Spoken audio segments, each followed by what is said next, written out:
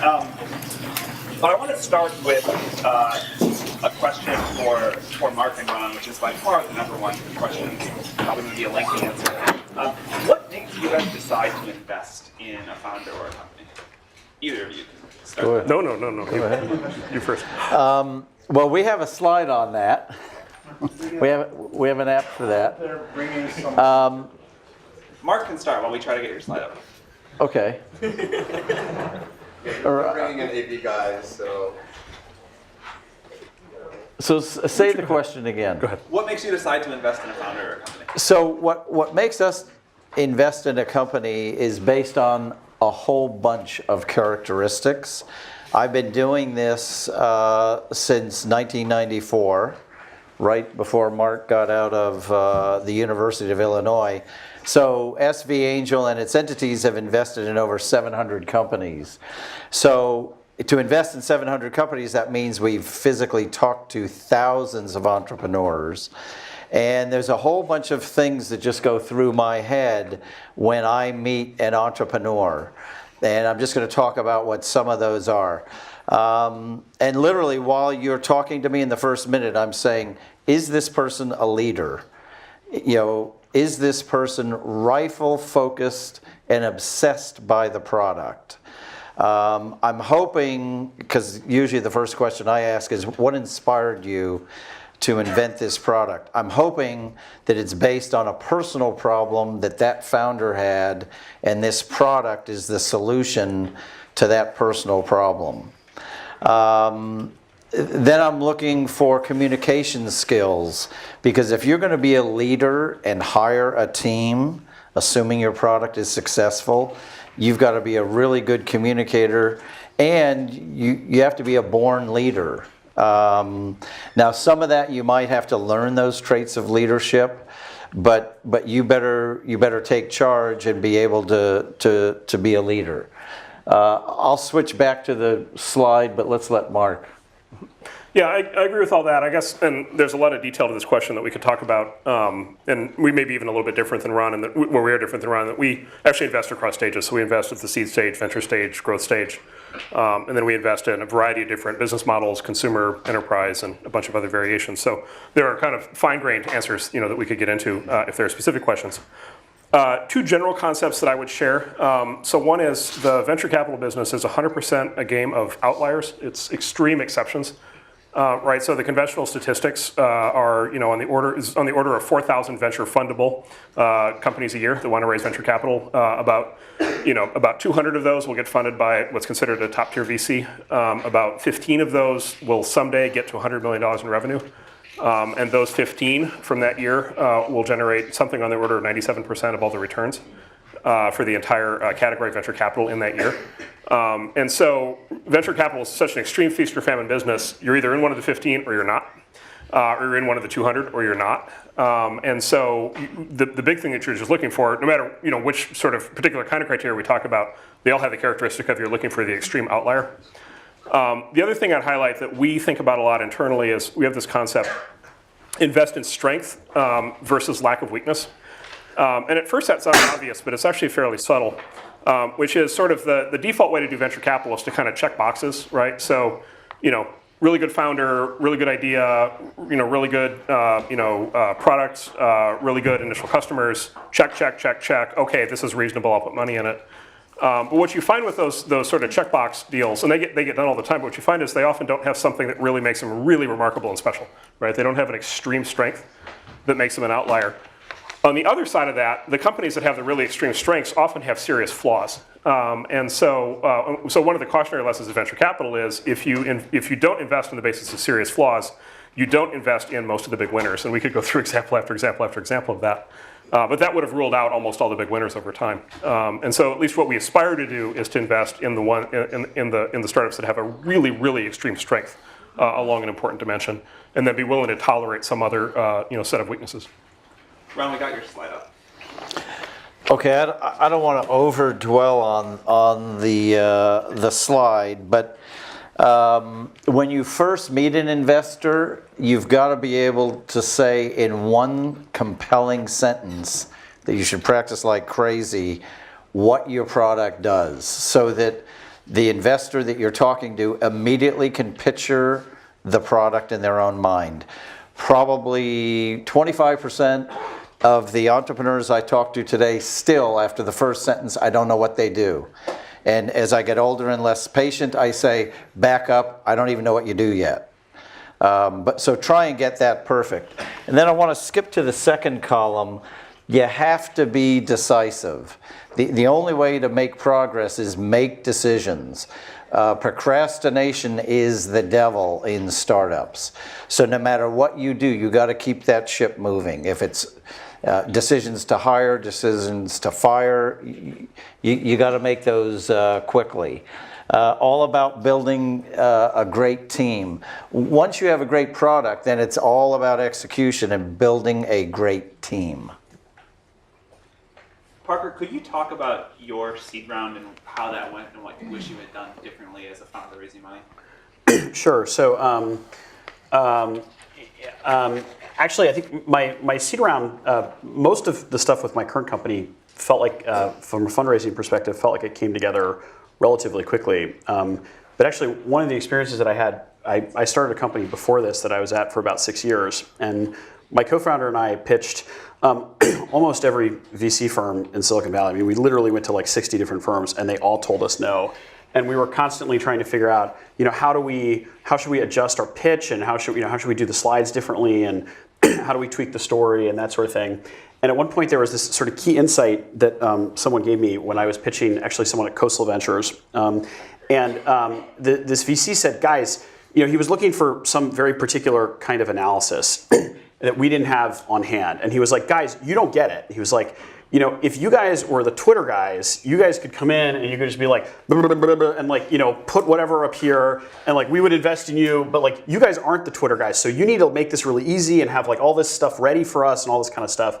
And I took like the exactly opposite lesson of what he, I think, wanted me to take away from that with, which was like, geez, like I should really just figure out a way to be the Twitter guys. And like, that's the way to do this. And so actually, like, one of the reasons I started my current company, or one of the things I found very attractive about Zenefits, is as I was thinking about it, it seemed like a business. I was so frustrated from this experience of having tried, for like 2 years to raise money from VCs, and it sort of decided, like, to hell with it. You can't count on there being capital available to you. And so the business that I started seemed like one that like actually just maybe I could do it without raising money at all. Like there might be a path to kind of, there was enough cash flow, it seemed compelling enough that I could like do that. And it turns out that those are exactly the kinds of businesses that investors love to invest in. And it made it incredibly easy. So I actually think Sam was very kind and said I was an expert in fundraising. The reality is I don't actually even think I'm very good at fundraising. It's probably something I'm like less good at than sort of other parts of my job. But I think if you can build a business that's where everything is like moving in the right direction, if you can like be the Twitter guys, like nothing else matters. And if you can't be the Twitter guys, it's very hard for anything else to make a difference, for things to kind of come together for you.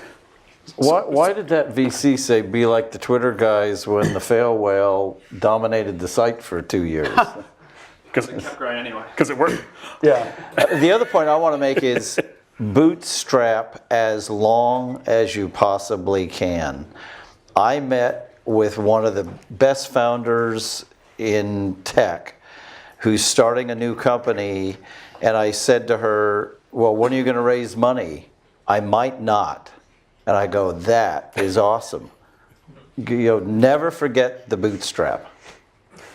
So I was actually going to close on this, but I'm just going to accelerate it because Parker, I think, just gave you the most important thing you'll ever hear, which is what I was also going to say, which is, so the number one piece of advice that I've ever read and that I tell people on these kinds of topics is always, it's from the comedian Steve Martin, who I think is an absolute genius, wrote a great book on his startup career, which obviously was very successful. The book's called Born Standing Up, and it's a short little book, and it describes how he became Steve Martin.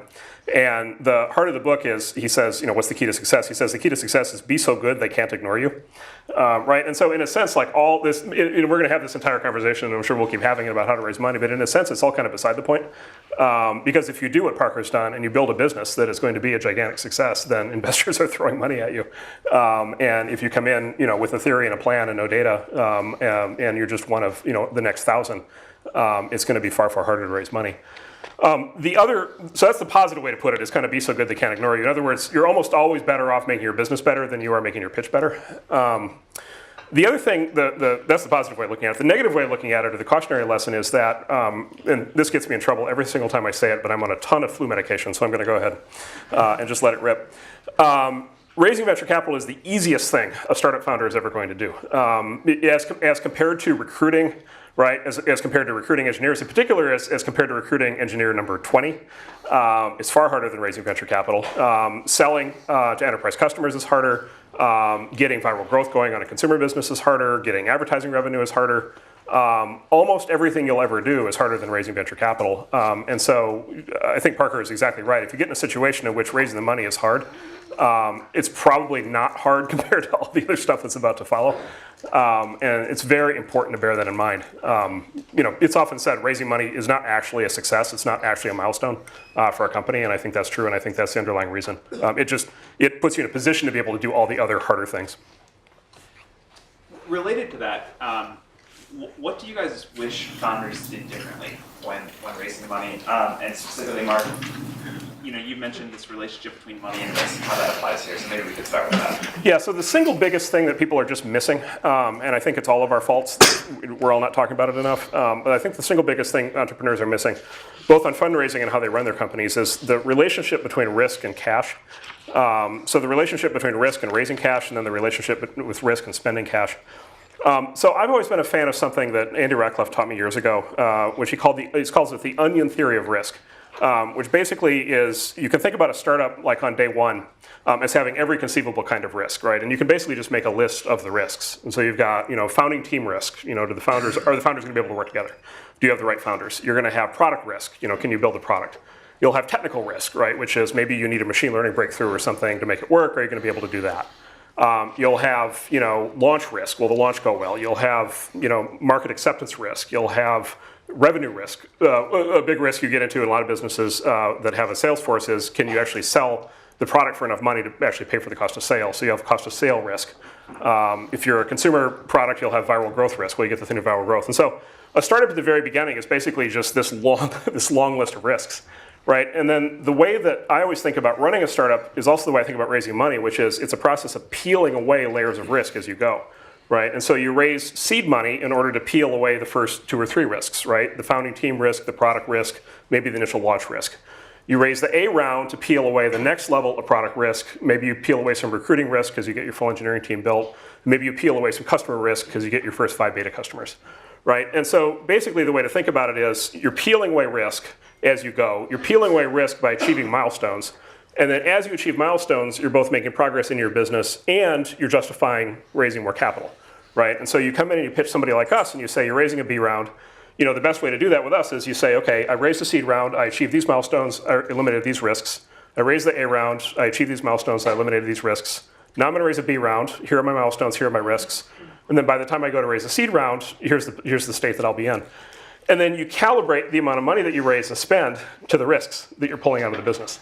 And I go through all this, in a sense this sounds kind of obvious, but I go through all this because it's a systematic way to think about how the money gets raised and deployed, as compared to so much of what's happening, especially these days, which is just, oh my God, let me go raise as much money as I can, let me go build the fancy offices, let me go hire as many people as I can, and just kind of hope for the best. I'm going to be tactical. For sure, don't ask people to sign an NDA. We rarely get asked anymore because most founders have figured out that if you ask somebody for an NDA at the front end of the relationship, you're basically saying, I don't trust you. So the relationship between investors and founders involves lots of trust. The biggest mistake that I see by far is not getting things in writing. My advice on the fundraising process is do it as quickly and efficiently as you possibly can. Don't obsess over it.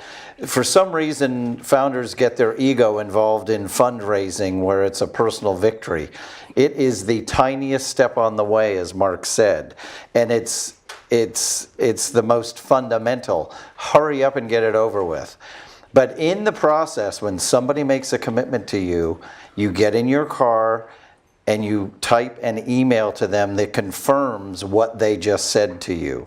Because a lot of investors have very short memories, and they forget that they committed to you that they were going to finance, or they forget what the valuation was, or that they were going to find a co-investor.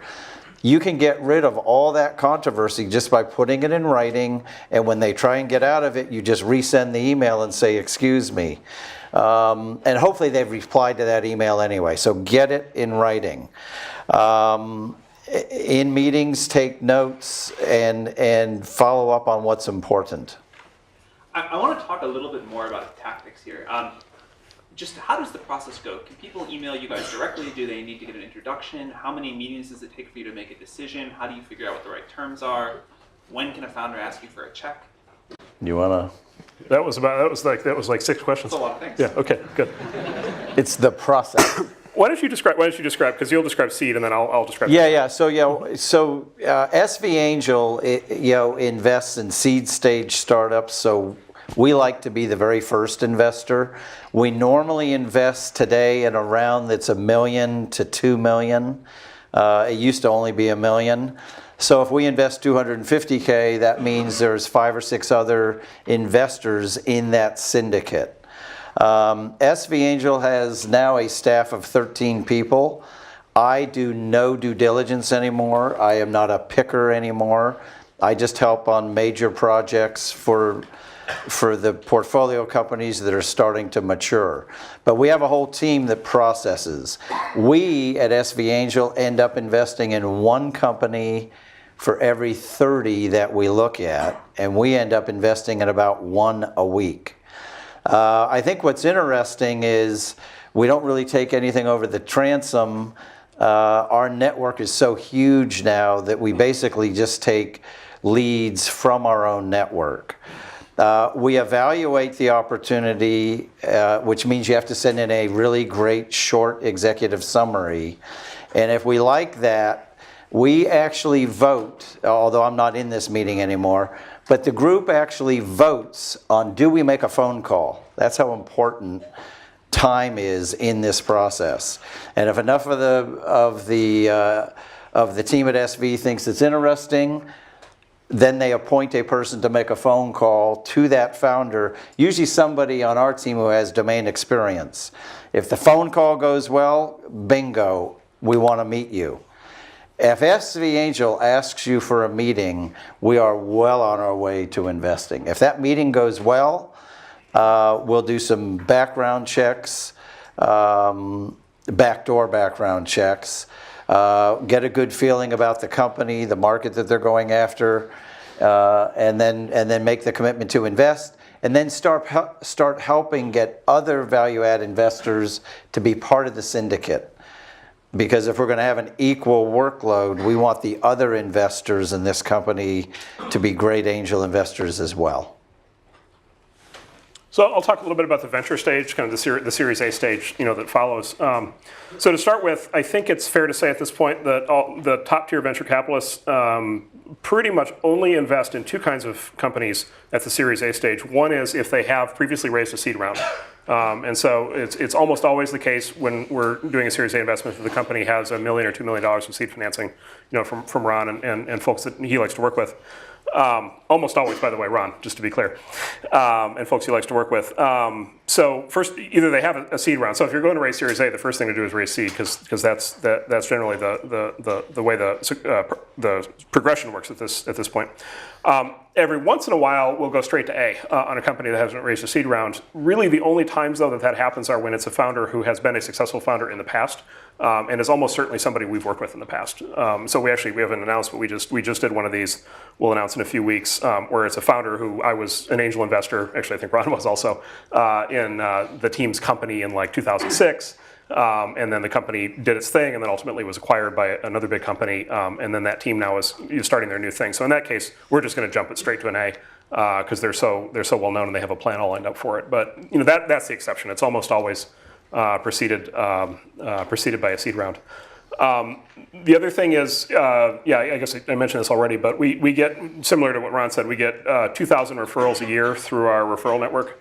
A very large percentage of those are referrals through the seed investors, and so by far the best way to get the best introductions to the A stage venture firms is to work through the seed investors, or to work through something like Y Combinator.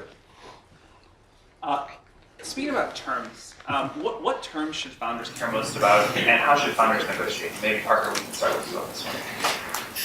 Sure. Well, I think probably precisely because of what Mark said, the most important thing at the seed stage is picking the right seed investors, because they're going to sort of lay the foundation for future fundraising events. They're going to make the right introductions. And I think there's an enormous difference in the quality of an introduction. So if you can get a really good introduction from someone who a venture capitalist really trusts and respects, the likelihood that that's going to go well is so much higher than sort of like a much more lukewarm introduction from someone they don't know as well. So at the seed stage, probably the best thing you can do is find the right investors, and then. How does a founder know who the right investors are? Well, I think it's really hard. So one of the best ways, not to give a plug for YC, but YC does a very good job of telling you exactly who they think those people are.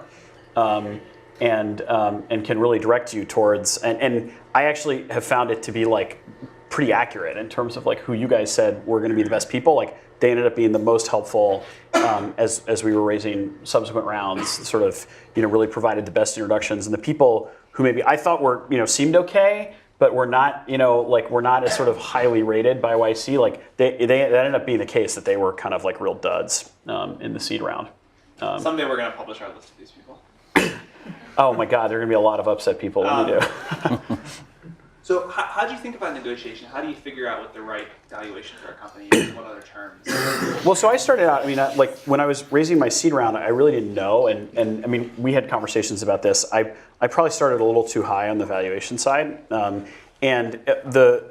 as you guys know, like Y Combinator sort of culminates in this thing called Demo Day, where you get sort of all of these investors at once who are looking at the company. And I started out trying to raise money at like a $12 or a $15 million cap, which is like not quite the same thing as a valuation, but sort of roughly equivalent. And everyone was like, "That's crazy. That's completely nuts. They're like you're like too big for your britches. Like that's completely just wouldn't work." And so I ended up sort of walking it down a little bit, and within sort of the space of a couple days, said, "Okay, well I'm going to raise it 9." And then suddenly, for whatever reason, that had sort of hit some magical threshold on the seed stage that it was below 10.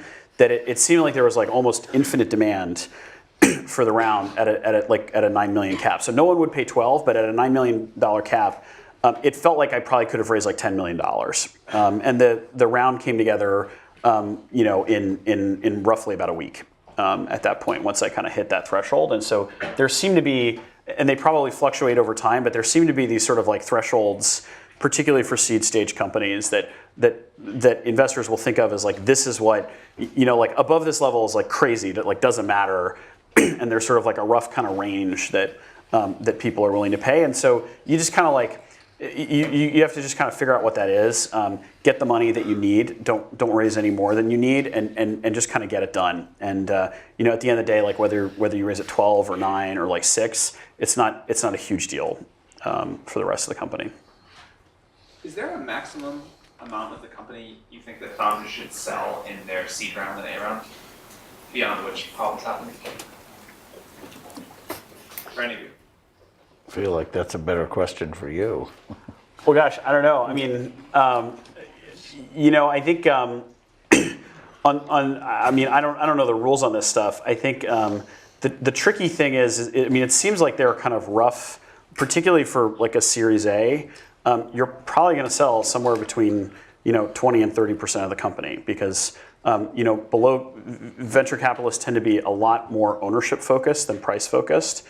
So you might find that it's actually, sometimes when companies raise really big rounds, it's because the investor basically said, listen, I'm not going to go below 20% ownership, but I'll pay more for it. And so, and above 30%, probably sort of weird things happen to the cap table. Like it gets hard, down the line to sort of, for there to be enough room on the cap table for everyone. And so everything seems to come in that range. That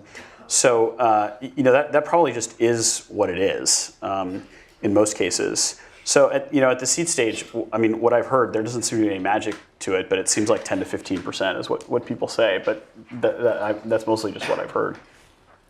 I'm curious in your guys' thoughts. I agree with all that. I think it's important to get the process over with. But I think it's important for the founder to say to themselves in the beginning, at what point does my ownership start to demotivate me?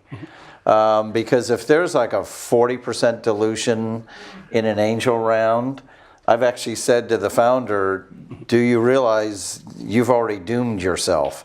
You're going to own less than 5% of this company if you're a normal company. And so these guidelines are important. The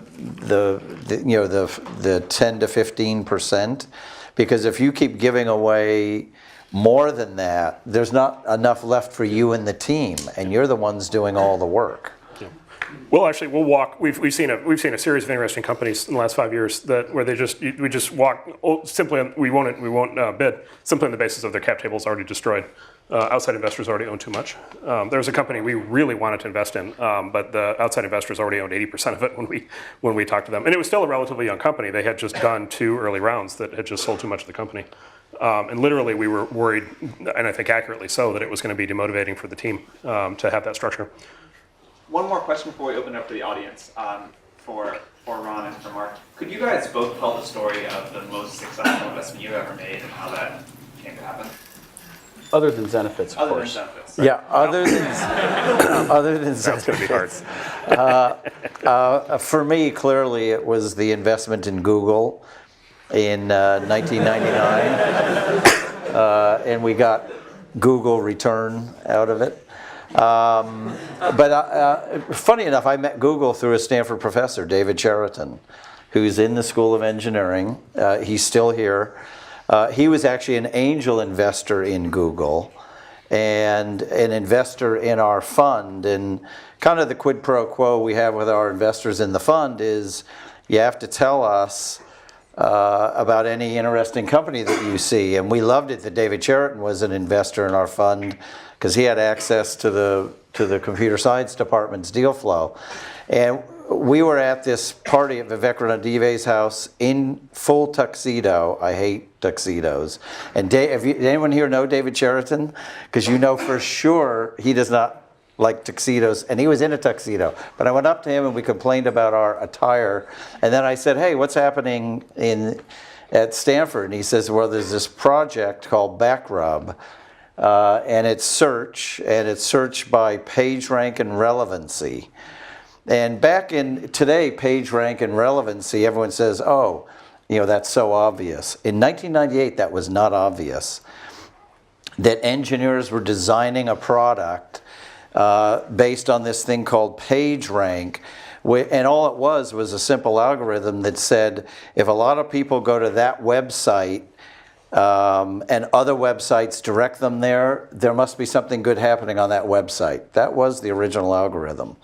And the motivation was relevance. So I said to David, I have to meet these people. And he said, you can't meet them till they're ready, which was the following May, funny enough. I called them every month for 5 months, and finally got my audition with Larry and Sergey. And right away, they were very strategic. They said, we'll let you invest if you can get Sequoia. We don't know Sequoia, but they're investors in Yahoo. And because we're late to market, we want an OEM deal with Yahoo. So I earned my way into the investment in Google. What about you? So I'll tell one on the other side, which is Airbnb, which we actually were not early investors in. We did Airbnb as a growth round. We did the first big growth round in Airbnb, at about $1 billion valuation in 2011. And I think that will turn out to be, I believe that will turn out to be one of the spectacular growth investments of all time. We'll see, but I think it's going to be, I think this is really going to be one of the big companies.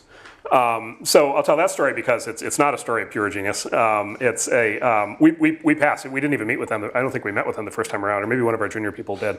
But it was one of these, it's, I said earlier that venture capital is entirely a game of outliers, right? One of the key things with outliers is the ideas often seem completely nuts up front. And so, of course, the idea of a website where you can have other people stay in your house, if you just like made a list of the ideas that are like most nuts, that would be like right there at the top. And then, I have a very nice email from you passing do you? them. Yeah, good.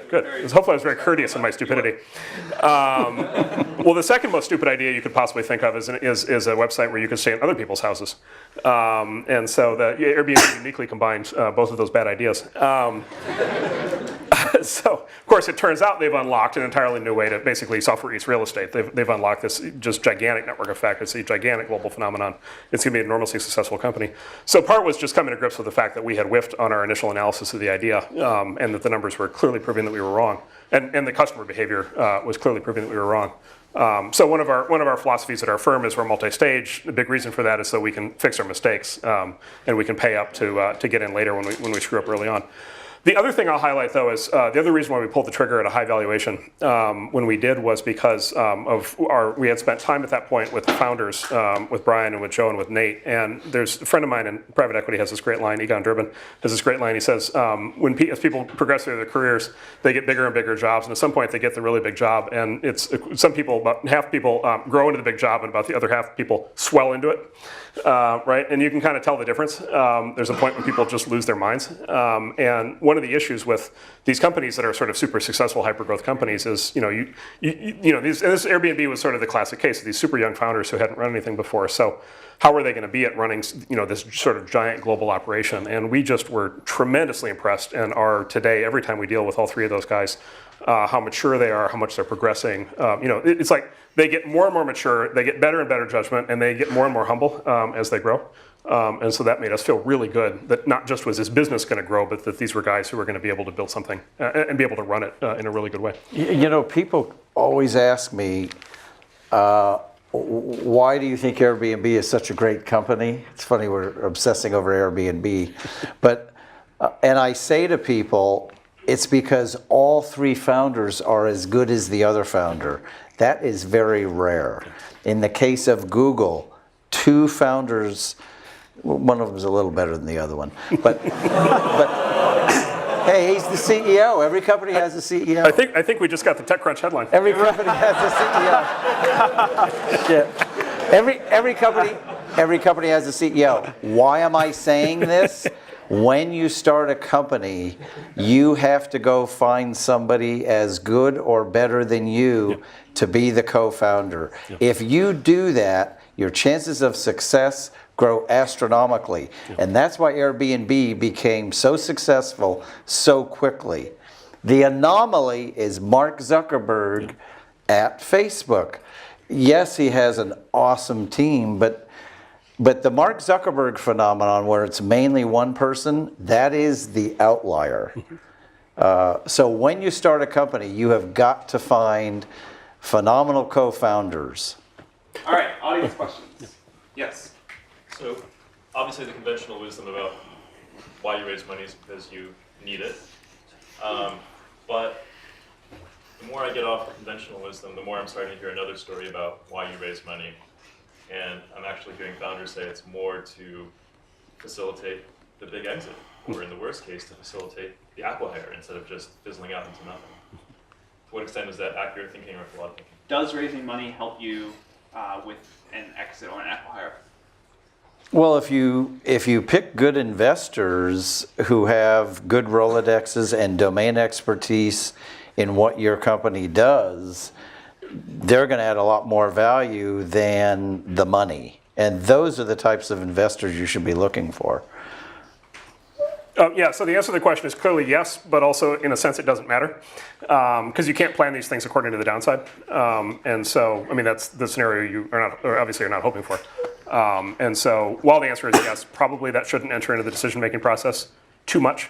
It might enter into which investor to raise money from. It probably doesn't enter into the whether to raise money question that much, I don't think.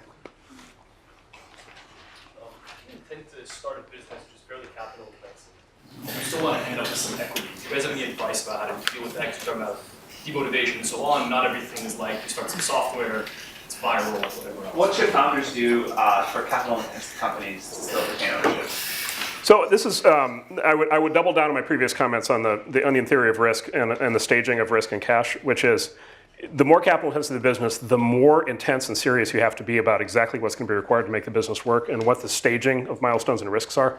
Because in that case, you want to line up, you want to be very precise of lining up, because the risk is so high that it'll all go sideways, right? So like you want to be very precise what you're going to accomplish with your A round and what's going to be a successful execution of the A round, because if you raise too much money in the A round, that'll seriously screw you up right later on down the road, and because you're going to raise the C, D, E rounds, and then the cumulative dilution will get to be too much. And so you have to be precise on every single round. You have to raise as close to the exact right amount of money as possible, and then you have to be as pure and clean and precise with the investors as you can possibly be about the risks and the milestones. But this, by the way, is a big thing. This is actually, I'm really glad you asked the question. It kind of goes back to what Parker said. Like, look, if you walk into our firm and you've got Twitter or you've got Pinterest or you've got something and it's just viral growth and it's just on fire and it's just going to go, like those are the easy ones. Like it's just like, let's put money in it and let's just feed the beast and off it goes. But if you walk in and you're like, I got this really great idea, but it's going to take $300 million staged out over the next 5 years, probably across 5 rounds, it has a potentially very big outcome. But boy, like this is not Twitter. Like this is going to be serious heavy lifting to be able to get there. We will still do those, but the operational excellence on the part of the team matters a lot more. And one of the ways that you convey the operational excellence is in the quality of the plan. And so back to the Steve Martin thing, be so good they can't ignore you. The plan should be very precise. And there are ways, if you're capital equipment intensive, there are ways of borrowing money in addition to venture capital. Yeah, you can kick in, right? You can kick in a venture debt and then later on lease financing. But again, that underlines the need for operational excellence, because if you're going to raise debt, then you really need to be precise on how you're running the company, because it's very easy to trip the covenants on a loan and it's very easy to lose the company. And so it's a thread the needle process that demands just sort of a more advanced level of management than sort of the next Snapchat. What are some bad signs for investors that you shouldn't work with for your company? Yeah, this is a good question. How do you know what's the sign that you should avoid as a particular investor? Well, it's the inverse of what I said about a good investor. If it's an investor who has no domain expertise in your company, does not have a Rolodex where they can help you with introductions, both for business development and in helping you do the intros for Series A, you should not take that person's money, especially if they're in it just to make money. And you can suss those people out, pretty quickly. Yeah, I'm glad you asked that question. I bring up sort of a broader point, which is if your company is successful, we're talking about it. I think generally, at least the companies we want to invest in are the ones that want to build big independent franchise companies. So we're talking about a 10 or 15 or 20 year journey.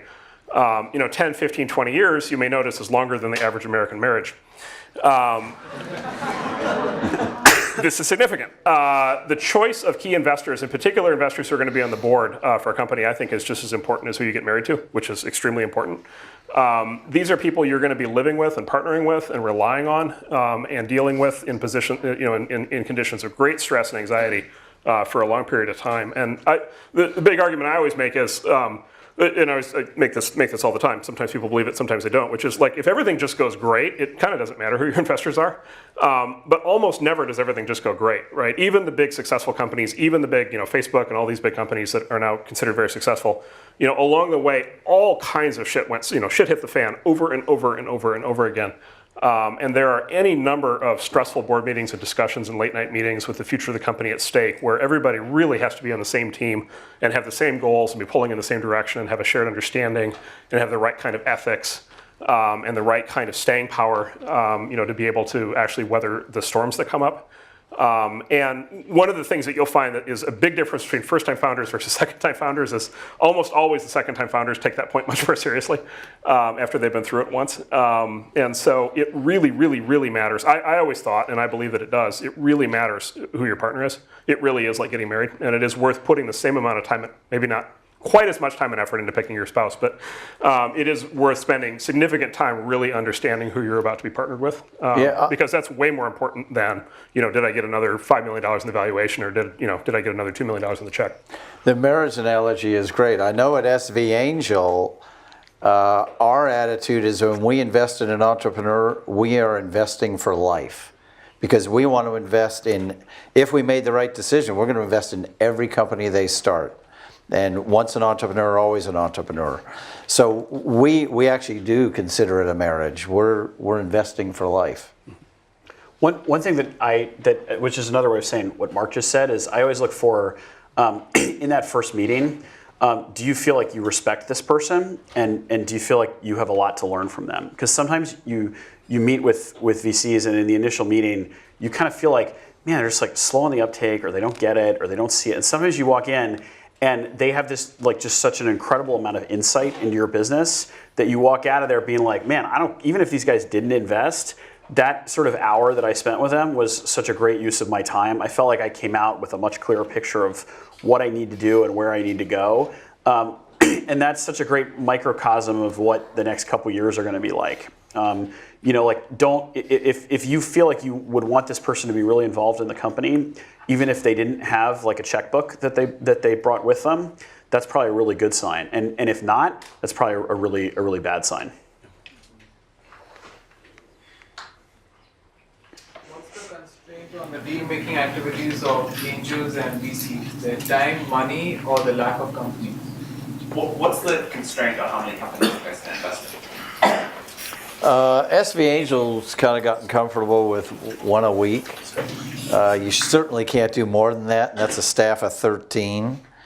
So it's really the number of companies. Ron, if you all worked twice the number of hours, would you invest in twice the number of companies? I would advise against that. I would rather just add more value to the existing companies.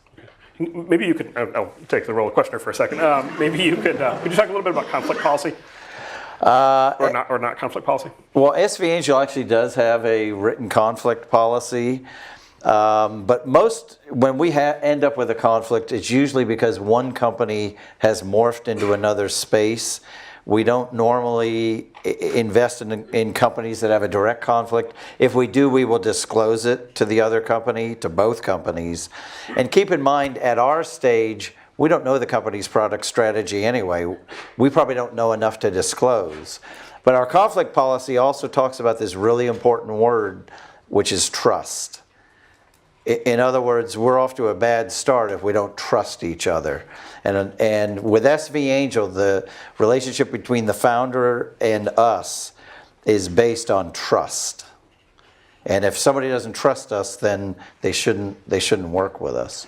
Mark, will you invest in competitive companies? Yeah, so this is actually, so let me go back to the original question, then I'll come back to that. So the original question is, this is the thing we talk about most often in our firm. So this is kind of the question that's at the heart of, I think, how all venture capital operates. Which is the question of constraints. So the big constraint on a top-tier venture capital firm, the big constraint is the concept of opportunity cost. So it's the concept that basically everything you do means that there are a whole bunch of other things that you can't do. And so it's not so much the cost, and we think about this all the time, it's not so much the cost of we invest $5 million in a company and the company goes wrong and we lose the money. That's not really the loss that we're worried about, because the theory is we'll have the winners that'll make up for that, in theory. The cost that we're worried about is every investment we make has two implications for how we run the firm. Every investment we make, number one, rules out conflicts. And so our policy for sure on venture and growth rounds is that we don't invest in conflicting companies. And so we can only invest in one company in a category. And so if we invest in MySpace and then Facebook comes along a year later, like, we're out. We can't do it, right? And so we basically every investment we make locks us out of a category, right? And the nature, that's a very complicated topic when you're discussing these things internally in these firms, because you only know the companies that already exist, right? You don't know the companies that haven't even been founded yet, right? And God help you had you invested in an early company that was not going to be the winner, and you were locked out by the time the winner emerged 3 years later and you just couldn't make the investment. So that's one issue, is conflict policy. The other issue is opportunity cost on the time and bandwidth of the general partners. And so going back to the concept of adding value, we're a typical firm, we're a fairly typical firm of 8 general partners, Each general partner can maybe be on 10 to 12 boards in total if they're completely fully loaded. So it's basically, Warren Buffett talks a lot about investing as you basically want to think of it as a ticket that you have a limited number of holes that you can punch, and every time you make an investment, you punch the hole. And when you're out of holes to punch, like you're done, you can't make any new investments. And that's very much how venture capital operates. And so the way to think about it is every open board slot that one of our GPs has at any given point in time is an asset of the firm that can be deployed against an opportunity. But every time we make an investment, it takes the number of slots that we can punch down by one. So it reduces the ability for the firm to do new deals. And so every investment we make forecloses not just the competitive set, but other deals where we will simply run out of time. And this is sort of a big thing of like, well, it goes back to what I said earlier, like this company's pretty good. It seems fairly obvious that it's going to raise venture funding. Why didn't you fund it? Well, on its own, if we had unlimited capacity, we probably would have. Like, it'll probably make money. But relative to getting blocked out of the competitive set and relative to not having that open board seat for an even better opportunity, we pass on that basis a lot. It's pretty widely agreed that it's easier than ever to build an MVP, to launch, to get traction. At the same time, I know that there are seed deals that happen pre-MVP or even pre-launch and pre-traction. So in those instances where you do a seed round with a company that either doesn't have a product yet or hasn't launched, gotten impressive traction, what do those deals look like, and what do you make that judgment based on? What convinces you to invest with no product and no traction? What would convince us, which is what usually convinces us, is the founder and their team themselves. So we invest in people first, not necessarily the product idea. The product ideas tend to morph a lot. So we will invest in the team first. If it's pre-users, the valuation is going to tend to be corresponding lower unless one of the founders has a success track record. Yeah, for us, it's almost always, if there's nothing at the time of investment, then it's almost, other than a plan, it's almost always a founder who we've worked with before or a founder who's very well known. By the way, the other thing worth highlighting is you kind of, in all these conversations, the default assumption is that we're all starting consumer web companies or consumer mobile companies. There are, other categories of companies. Capital intensive is one that's been brought up, but I'll just say, like, for example, enterprise software companies or enterprise, these days, SaaS, application companies or cloud companies. It's much more common that there's no MVP, right? It's much more common that they're a cold start. And it's much more common that they build a product in the A round. And there's no point to having an MVP because the customer's not going to buy an MVP. The customer actually needs the full product when they first start using it. And so the company actually needs to raise $5 or $10 million to get the first product built. But in almost all those cases, that's going to be a founder who's done it before. I think we have time for one more question. Yeah. Can you talk about the ideal board structure and investor perspective and founder perspective from that? Could you guys talk about the ideal board structure? You first. I think so. In our board, we're fortunate that we have there's myself and my co-founder and a partner from Andreessen Horowitz, which I think probably removes the fear. Probably creates a little more trust because it sort of removes the fear that someone's going to come in and just fire you arbitrarily because it's time for a big company's CEO, kind of thing. But in most cases, I think if you trust the people that you're working with, it shouldn't really be an issue because there's so few. I mean, things almost never come to a board vote, and by the time that they do, it's like something's deeply broken at that point anyway. And most of the power that VCs have comes outside of the board structure. It's protective covenants that are built into the financing round. So it's like you can't, take on debt. You can't sell the company. There are certain things that you can't do without them agreeing to it anyway. So it's probably less of a big deal than people make it out to be. What I found sort of is that it seems to me that as a founder, if things are going well at the company, you have sort of unlimited power vis-a-vis your investors, almost unlimited, no matter what the board structure is and no matter what the covenants are in the round. If you say, listen, I want to do this and I think this is what we need to do, and even if it's a good investor or a bad investor, even the bad investors will be let's make it happen because they want to ride this rocket ship with you. Yep. And when things are going badly, it does not matter what protections you've built into the system for yourself like, you know, at the end of the day, like, you need to go back to the trough to get more money. And, you know, if like things aren't going well, like, they're going to have all of the cards in their hand. And they're going to get to renegotiate all the terms. And exactly, they'll change all This the is what happens actually when a company gets in dire straits. It actually doesn't matter what the terms of the prior rounds are, they all get renegotiated.